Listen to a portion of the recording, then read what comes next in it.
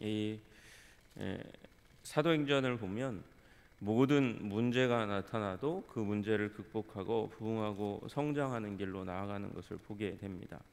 내적으로 있는 문제, 아나니아와 삽비라의 문제도 그랬고, 외적으로 있는 문제, 감옥에 가두었다가 핍박하고 그리고 매질을 하고 심한 매질을 하고 놓아 주었습니다. 놓아 주었는데도 그런 일이 계속해서 일어났습니다. 특별히 사도행전 5장 마지막 부분을 보면 참 놀랍습니다. 이 채찍질하고 예수의 이름으로 말하는 것을 금하고 놓았는데도 불구하고, 그러면 예수님이 우리와 함께 하시고 붙드시면 우리에게 은혜와 사랑을 부어주시고 보호해 주시고 그러셔야 되는데, 거의 죽을 만큼 그렇게 매질을 당하고 나왔음에도 불구하고 그들을 지배하는 감정은 기쁨이었습니다. 그 이름을 위하여 능력받는 일에 합당한 자로 여기심을 하나님께서 인정하셨다는 거예요. 우리가 예수님의 이름으로 핍박받고 환난을 당할 만큼 그렇게 우리가 성장했고 감당할 사람인 것으로 하나님 앞에 그렇게 비춰졌구나. 그렇게 매질당하는 것을 기쁘게 여기고 나아왔습니다. 그리고 그들은 이 사두개인의 지침, 가르치지 말라고 말씀하시는 거, 그거 별로 중요한 것으로 여기지 않고, 날마다 성전에 있든지 집에 있든지 예수는 그리스도라 가르치기와 전도하기를 그치지 않고 계속해서 복음 전하는 것을 보게 됩니다. 그런데 또 문제가 다시 한번 일어났습니다. 일어난 원인 중에 하나는 사람들이 많아졌기 때문입니다. 오늘 6장 첫 시작은 그때의 제자가 더 많아졌는데 라고 얘기하고 있습니다. 그러니까 섬겨야 될 사람이 많은 게 문제인 거예요. 그러면 사도들은 변한 게 없습니다. 사도들은 성령 충만 받고 그리고 주님께서 주시는 목표와 방향대로 말씀을 전하고 사람들을 섬기는 거예요. 그런데 그 방향은 변하지 않았는데 제자의 수가 더 많아지니까 섬겨야 될 일의 양이 많아지는 거죠. 그러니까 제자들이 섬기는데 문제가 발생하게 되었습니다. 그 문제는 헬라파 과부들이 매일 구제에 빠지는 문제였고, 그 일로 인해서 헬라파 유대인들이 불만을 이제 표하는 거예요. 지금 교회의 지도자들은 히브리파 유대인들입니다. 히브리파 유대인들이 당연히 사도들이 히브리파니까, 그러니까 아람어와 히브리어를 쓰는 그런 사도들이 교회를 인도하고 이끌어가고 있는 그 가운데서 당연히 이 한쪽이 소외를 받게 되는 일이 일어날 수밖에 없습니다. 그것은 세력의 문제나 주도권의 문제가 아니고 문화의 문제입니다. 문화 가운데 가장 중요한 부분이 언어거든요. 우리 바벨탑의 문제를 하나님께서 해결하기 위해서, 그들의 교만을 꺾으시기 위해서, 그들이 화합해서 하나님을 대적하는 그 문화를 하나님께서 벌하시기 위해서 하셨던 일이 언어를 혼잡하게 하는 일이었습니다. 언어가 문화의 가장 중요한 요소고, 또 언어가 다른 것이 문화를 구분하는 기준이기 때문에 그렇습니다. 그래서 이 문제는 히브리파 사람들과 아무래도 헬라파 사람들과의 사이에 굉장히 이 언어 소통에 문제가 일어나게 되는 거예요. 제가 웬만하면 영어를 그래도 알아들으려고 하고 그래도 꽤 알아듣습니다. 근데 한 번은 이제 미국에 갔을 때 제가 렌트를 한 적이 있어요. 차를 렌트하고 이제 뭐 이렇게 돌아다니다가 쇼핑센터에다가 차를 세우고 쇼핑을 하고 있는데 방송이 나와요. 근데 제가 거기 이 쇼핑하는 거에 이렇게 몰두해가지고 있다가 이게 못 들었어요. 못 들었는데 무슨 얘기를 가서 이제 나중에 다 하고 나서 딱 나갔더니 차가 없어진 거예요. 차가 없어졌어요. 그래가지고 들어가서 내 차가 없어졌다 이렇게 얘기했더니 토잉 한다고 여기 이 쇼핑센터에 안 오고 주차한 사람 차를 견인한다고 이렇게 우리가 광고했는데 못 들었냐 그러는 거예요. 내가 못 들었다. 그러니까 이게 영어는 제 모국어가 아니니까, 제 이 머더텅이 아니니까 이게 관심을 두지 않고 않으면 잘 안 들리게 될 수밖에 없는 거예요.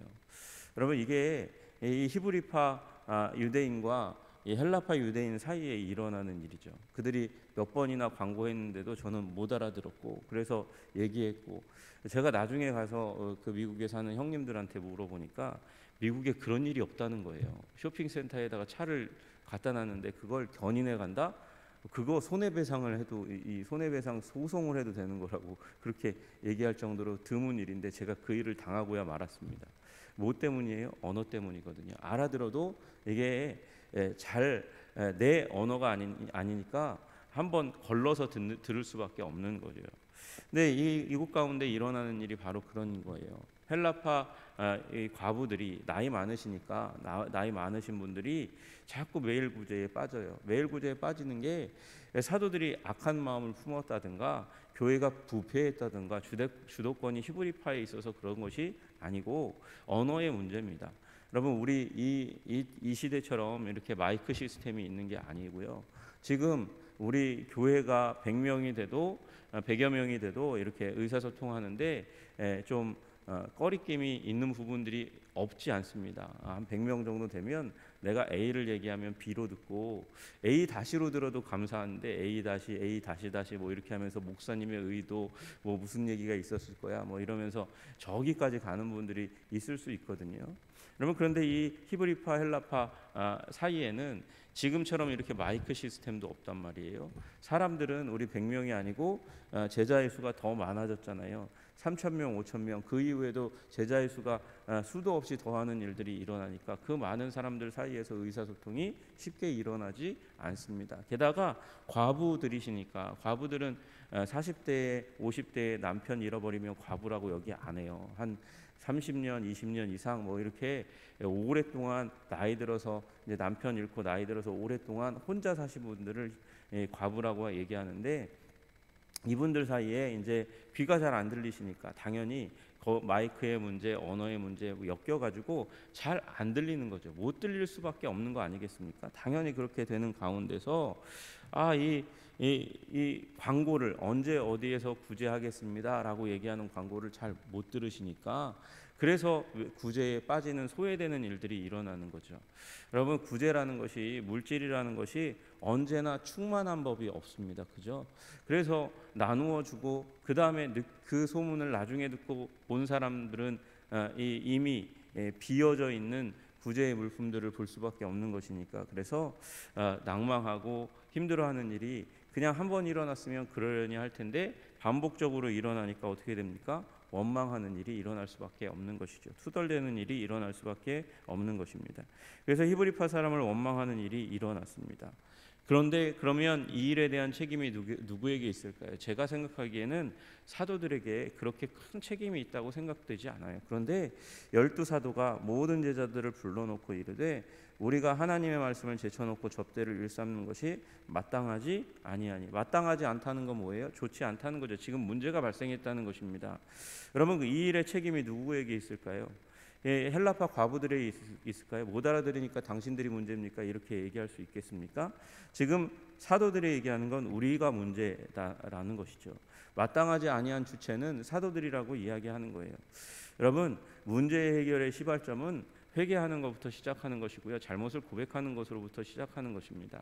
여러분, 우리가 책임을, 우리 인간이기 때문에, 사람이기 때문에 완벽한 조직이 없어요. 여러분, 제가 사람들 많이 만나니까 좋은 회사 다니시는 분들 이렇게 만나서 얘기해 보면, 그 회사는 완벽하죠? 물어보면 그 회사도 다 문제가 있어요. 우리 한국에 있는 어떠한 대기업이라 할지라도 문제가 있고, 작은 곳이라 할지라도 그곳은 몇 명 안 모여 있으니까 문제가 별로 없겠죠? 라고 물어보면 그렇지 않아요. 거기에도 직원들이 각각의 사람들이 있고, 그 각각의 사람들 가운데 어떤 사람은 일을 몰아서 하고, 어떤 사람은 약간 뒤에 처져 있고 일을 덜 하고, 또 독특한 생각을 가지고 있는 사람이 반드시 있어요. 그래서 작거나 크거나, 큰 회사거나 뭐 첨단 회사거나, 뭐 학력이 좋은 사람이거나 문제가 아예 없는 그런 조직은 없더라고요.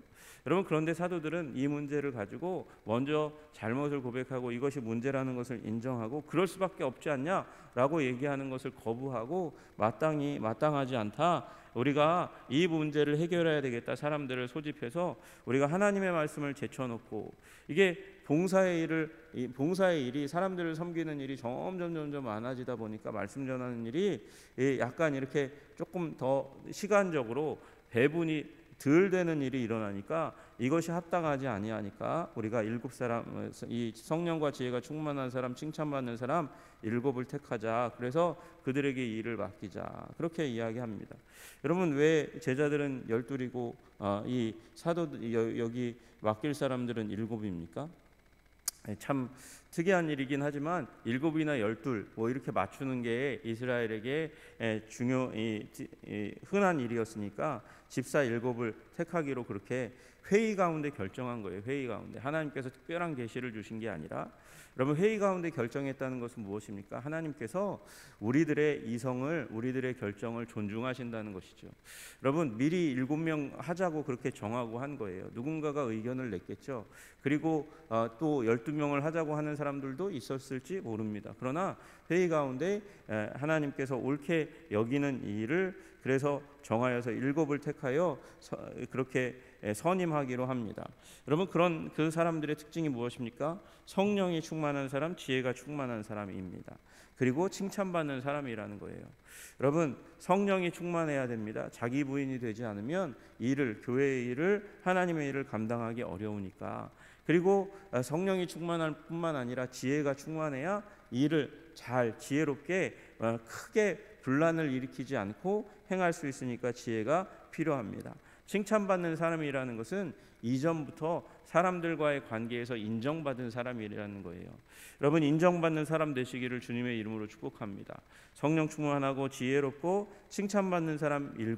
여러분, 어디 가나 우리 한성의 모든 믿는 자들이 성령 충만하고 지혜 충만하고 칭찬받는 사람들 다 되시기를 주님의 이름으로 축복합니다.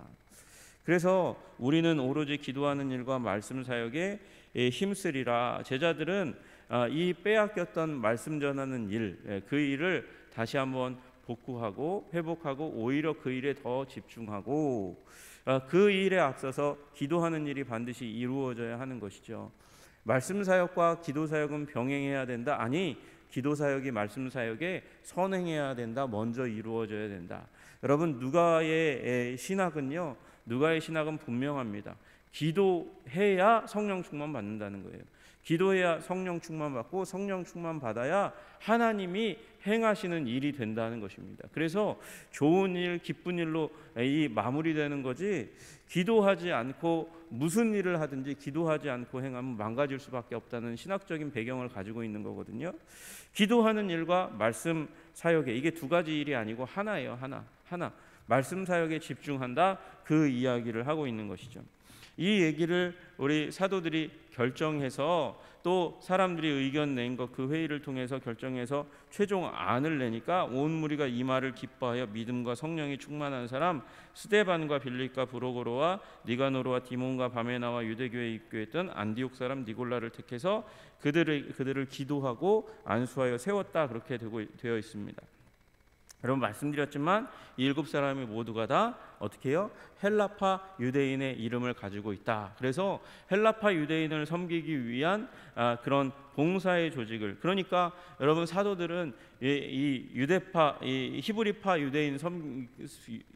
유대인을 위해서 봉사하는 일을 그 사도들이 안 한 게 아니에요. 그 일도 하는 겁니다. 그 일도 하고 헬라파 유대인을 섬길 수 있는 조직을 세웠습니다. 그래서 이 7명의 사람들을 이 기도하고 안수하여 세웠습니다. 여러분, 이 기독교인 가운데 여러 가지 생각을 많이 가지고 있으니까 심지어는 어떤 분들은 안수하여 세우는 것도 굉장히 뭐라고 하는 분들이 있어요. 안수하는 게 좋은 것입니다. 머리에 손을 얹고 기도하는 것은 하나님께서 우리 하나님의 사람들에게 권한을 위임하여 세울 때 기독교회가 그 이전부터 유대교부터 시작해서 계속해서 행하던 일이었습니다. 물론 구약에서는 기름을 바르고 그리고 손을 얹어 기도했지만 이제 우리에게는 이 성령의 기름 부음이 있으니까 그것에 매일 필요 없이 기도하고 안수하여 세워서 그들에게 권위를 부여했다는 것을 보여주는 것이죠. 여러분, 이렇게 사도들이 7사람을 안수하여 세웠습니다. 7, 우리가 보통은 집사라고 얘기합니다. 왜? 섬기는 일, 디아코니아라는 일에, 그렇게 섬기는 일에 위하여 세운 거니까 7 집사라고 이야기하지만, 사실은 여러분, 이게 7 집사라기보다는 사도들과 비슷한 책임을, 권한을 가진 사람을 세운 거예요. 여기에 집사라는 말이 없어요. 여러분, 그래 어쨌든 이 사람들을 기도하고 안수하여 세웠습니다. 이게 장로 장립이라고 얘기하면 얘기할 수도 있을 거예요. 여러분, 나중에 이제 가서 스데반이나 빌립이나 이름이 나오지만 이 본문에는 집사라는 본문이 없습니다. 하여튼 그들을 기도하고 안수하여 세우니까 교회가 더욱더 힘을 얻습니다. 말씀이 왕성하여져서 예루살렘에 있는 제자의 수가 더 힘이 많아졌다. 심지어는 제사장의 무리가 이 도에 복종했다. 그렇게 이야기하는 거예요. 여러분, 이 당시에 제사장이 약 8,000명 이상 정도가 이제 이 제사장으로 이렇게 활동했다 그래요. 그리고 제사장이 다 예루살렘에만 산 게 아니고, 우리 이제 어디 그 예수님의 사마리아 이 선한 사마리아인의 비유에서도 나오듯이 제사장이 저 여리고 쪽으로부터 올라오잖아요. 그러니까 이제 1년에 자기가 맡은 순번을 맡은 때 그때 와서 제사하던 사람도 있어요. 그러니까 1년에 한두 번 섬기는 자들이 있고, 주도권은 누구에게 있습니까? 주도권은 제사장의 무리에게 있는 거죠. 그러니까 그 당시에 살고 있는 제사장들 가운데서 많은 사람들이 자신의 정체성에 많은 혼란을 겪고 있는 거예요. 나는 하나님이 세우신 제사장인데, 그런데 제사는 실제로 많이 드리지 못하고 지방에 있고, 그리고 많은 제사장이 빈민으로 살아가는 그 상황 가운데 있었는데, 그 제사장의 무리가 예수 그리스도를 따르는 무리들의 모습을 보고 감동과 감화를 받고 그 안에 섬김의 모습, 여기 이제 7 집사들과 사도들이 함께 섬기는 말씀 봉사와 그리고 식탁 봉사를 통해서 교회가 이 안에 들어오면 따뜻함과 굳건함을 느끼게 되고, 그리고 이 안에 있는 사람들이 가난하게 여겨지는, 말씀드렸지만 헬라파 유대인들이 다 계획해서 이곳에 들어온 게 아니고 오순절날 은혜 받고 남아있는 사람들도 있고, 인생의 마지막 시기를 특별히 이곳 가운데서 보내고자 그런 마음을 가지고 온 사람들이 있는데, 그런 분들이 또 도시로 이주해 오면서 이 공동체를 만난 분들이 있는데, 그분들이 다 공히 겪는 일이 경제적인 그 궁핍이란 말이죠. 그 가운데서 하나님께서 길을 열어주셔서 성령의 인도하심 가운데 이렇게 교회가, 공동체가 회복되는 일들이 일어납니다. 여러분, 이 일들이 하나님이 교회에게 주신 은혜이고 하나님의 백성들 가운데 주신 은혜입니다. 문제를 해결하는 거예요. 그건 성령님께서 우리의 마음 가운데 부어주시는 성령의 능력에 따라 이루어지는 일이죠. 여러분, 우리 다 아시다시피 이 일은 분기점입니다. 하나님의 공동체가 더욱더 굳건하게 되어지는 그런 분기점인 거죠. 출애굽기 18장에 출애굽해서 나왔어요. 그래서 출애굽해서 나와서 광야를 걸어가는 가운데 이스라엘 백성들 가운데 이제 소송 사건이 많이 일어나요. 문제가 많이 일어나요. 그걸 다 가지고 누구한테 옵니까? 모세에게 옵니다. 모세가 그 일 하다가 지치는 걸 보고 우리 이드로가 이제 제안을 하나 하죠. 그게 출애굽기 18장의 말씀이에요. 출애굽기 18장의 마지막에 이제 해결하는 그 가운데서 이드로가 무슨 얘기를 하냐면, 너와 함께한 이 백성이 필경 기력이 쇠하리니 이 일이 내게 너무 중함이라. 내가 혼자 할 수 없으리라. 이제 내 말을 들으라. 내가 내게 방침을 가르치리니 하나님이 너와 함께 계실지로다. 너는 하나님 앞에서 그 백성을 위하여 그 사건들을 하나님께 가져오며 그들에게 율례와 법도를 가르쳐서 마땅히 갈 길과 할 일을 그들에게 보이고 너는 또 온 백성 가운데서 능력 있는 사람들 곧 하나님을 두려워하며 진실하며 불의한 이익을 미워하는 자를 살펴서 백성 위에 세워 천부장과 백부장과 50부장과 10부장을 삼으라. 그렇게 이스라엘 백성의 조직을 다시 한번 세우는 일이 이제 출애굽기에 나타나는 것처럼 이렇게 하나님께서 7 집사를 세웠어요. 사도를 세우고 7 집사를 세웠어요. 여러분, 그러므로 말미암아 교회가 더 안정되고 힘을 얻고 거룩하게 되는 줄로 믿으시기를 주님의 이름으로 축복합니다. 여러분이 이것이 임직을 세우는 기본입니다.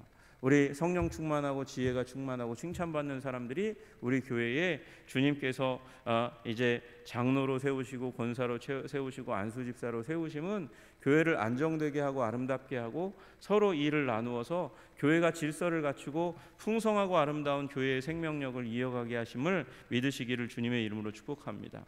여러분, 그래서 이때 제사장들 그들이 이미 세우셨지만 사명감이 불타지 못했다가 교회 공동체로 들어오면서 힘을 얻고 이 제자들도 또 일을 맡아서 교회를 섬기면서 교회가 힘을 얻은 것처럼 우리 장로님들의 섬김과 우리 권사님들의 섬김과 안수집사님들의 섬김과 우리 집사님들의 섬김을 통해서 우리 교회가 힘을 얻고 하나님이 세우시는 그 하나님의 교회의 목적을 충성히 이루는 그런 교회 되게 하시기를 주님의 이름으로 축복합니다.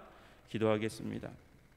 존귀와 영광과 찬양을 받으시기에 합당하신 주님, 하나님, 주님께서 이 7 집사를 세움으로 말미암아 사도들과 더불어서 교회를 섬기게 하시니 아버지, 두 언어를 사용하는 헬라파 유대인과 히브리파 유대인이 갈등을 멈추고 더욱더 가까워지고 하나님의 기쁨을 위해서 교회가 더욱더 전진해 나가는 것을 보게 됩니다. 하나님의 말씀이 점점 왕성하여져서 예루살렘에 있는 제자의 수가 더 많아지게 하신 것을 보게 됩니다. 주님, 우리 모두가 하나님 섬김의 사람들이 다 되게 하여 주시옵소서. 예수님이 그렇게 하신 것처럼 하나님 섬김의 사람이 되게 하시고 또 그 섬김이 다만 식탁의 섬김에서 뿐만 아니라 우리 일상의 말씀의 섬김으로도 자라날 수 있도록 주님 도와주셔서 우리 교회가 말씀이 왕성한 교회, 섬김이 아름다운 교회가 될 수 있도록 주님 도와주시옵소서. 예수님 이름 받들어 기도드리옵나이다. 아멘.